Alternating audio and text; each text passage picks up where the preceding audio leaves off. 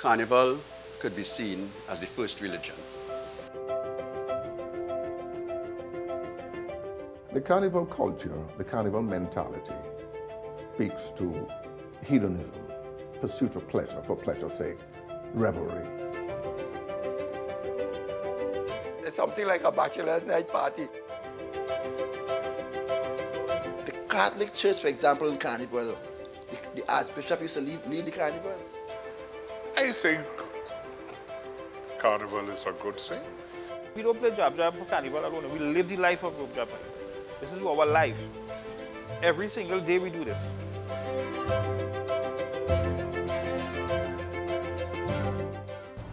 So the dust is settled on Carnival, or should I say powder. The capital city is at calm again. The transition from Carnival chaos to Christianity's most important journey of the year is a short, sharp turn. On Carnival Tuesday, on the stroke of midnight, comes Ash Wednesday. Yet for two monumental occasions celebrated back to back, both have vastly different feelings. Trinidad and Tobago might be a Christian society dominated by the majority, but it is also a carnival country. In the next hour, we'll decipher how Christianity and carnival can coexist in the same week. How people of Fete can be people of faith.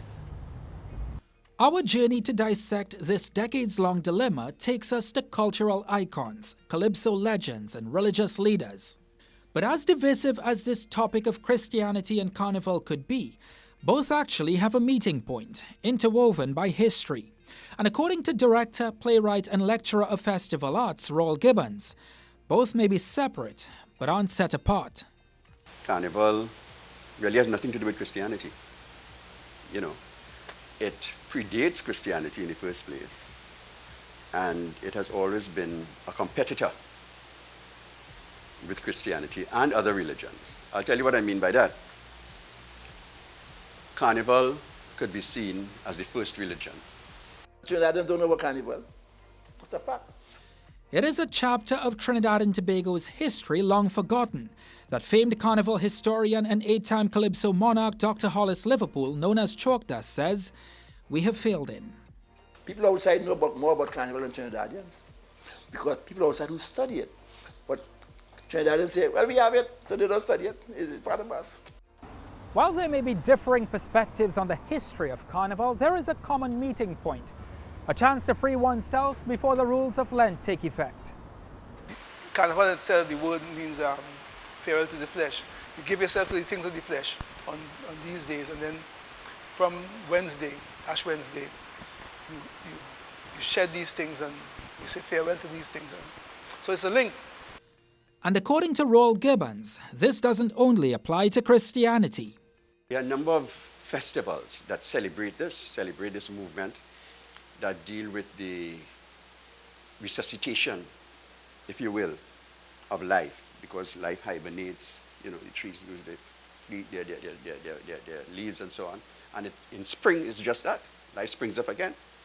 And man's way of celebrating that in different cultures are carnivalesque forms. Take carnivalesque forms, right? In terms of our Hindu culture, it's called Pagwa, which is a rite of spring. Doing the same kinds of things, celebrating life, the renewal of life, giving thanks to God, to the universe for life, okay?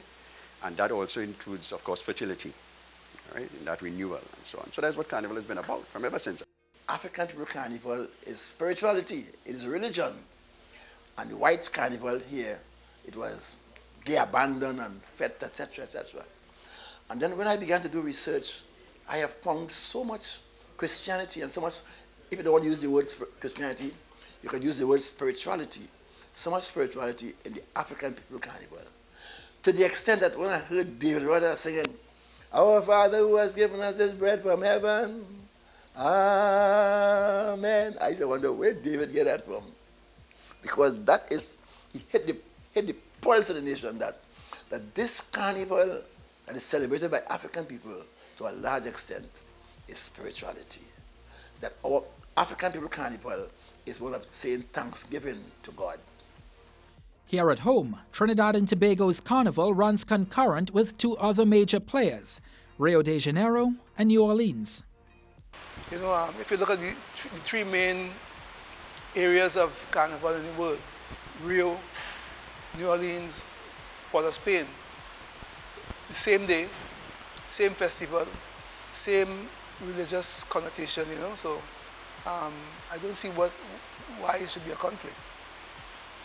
Archbishop Emeritus Joseph Harris of the Roman Catholic Church believes local carnival has gone the South American style. He himself has been an advocate for a more creative as opposed to clad carnival. We have gone the Brazilian way, but that is not our way. I remember carnival as a young man, a little boy, and what carnival showed was a tremendous creativity, tremendous beauty. But carnival and Christianity have come to odds with each other. Dr. Liverpool recalls how starkly different carnival used to be in Trinidad and Tobago 150 years ago. The Catholic Church, for example, in carnival, the Archbishop used to lead the carnival. The Archbishop of Port of Spain leading the carnival, 1868, that's history.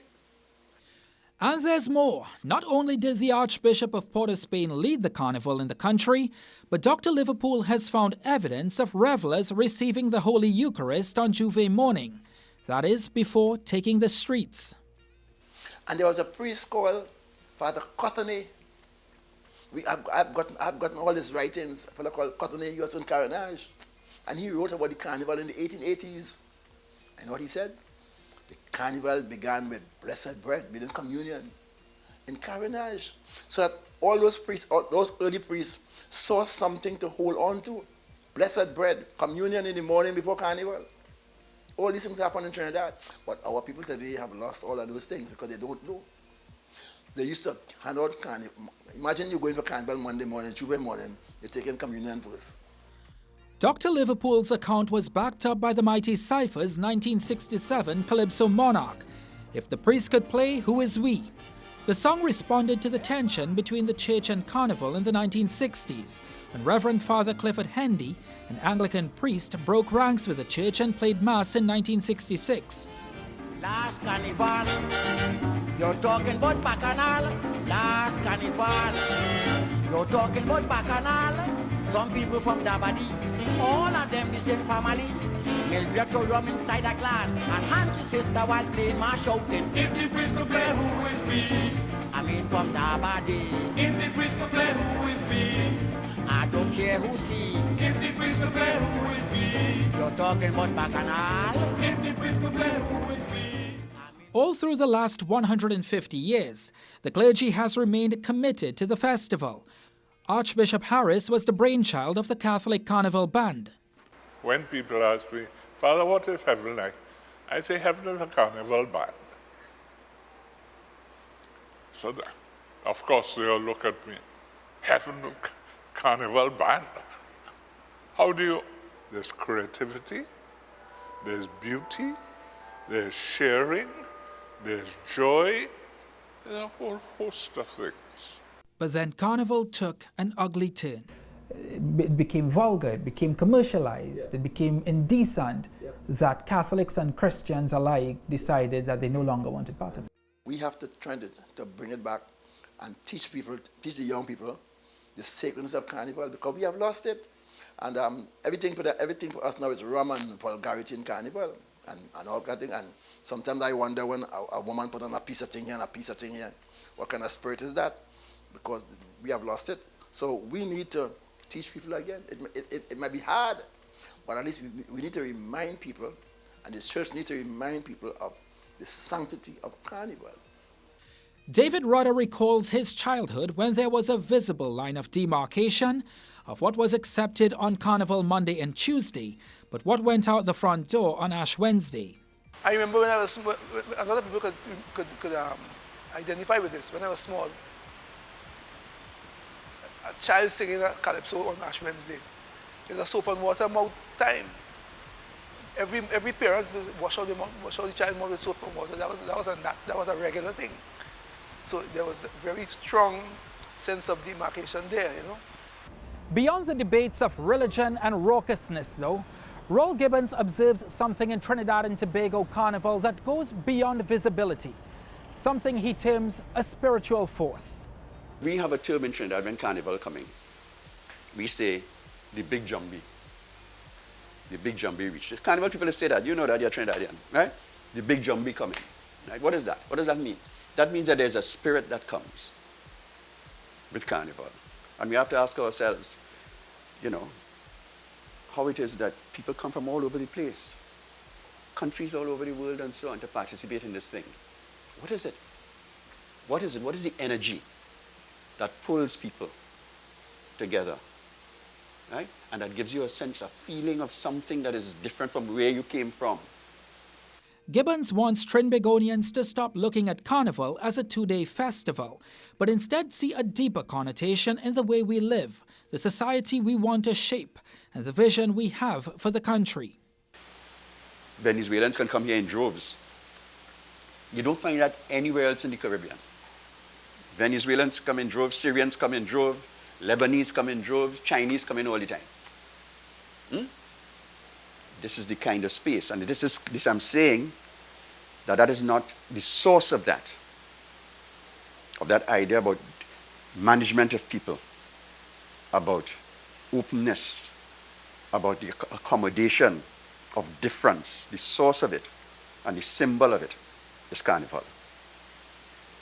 And this open society Gibbons speaks of isn't only visible in the people, but in different aspects of Carnival. Shadow said dingole. Anybody could dingole. If your shoes tear up, or your shoes bust up, or your clothes tear up, you could still jump up when music play. Old lady, young baby, anybody could dingole. What is he saying? He's saying that it doesn't matter. You can have a place inside here, so it doesn't matter who you are, right? Where you come from and what you don't have. When we come back, the calypso that made Christianity cringe, and how a conflict developed that divided people of faith and people of Fete.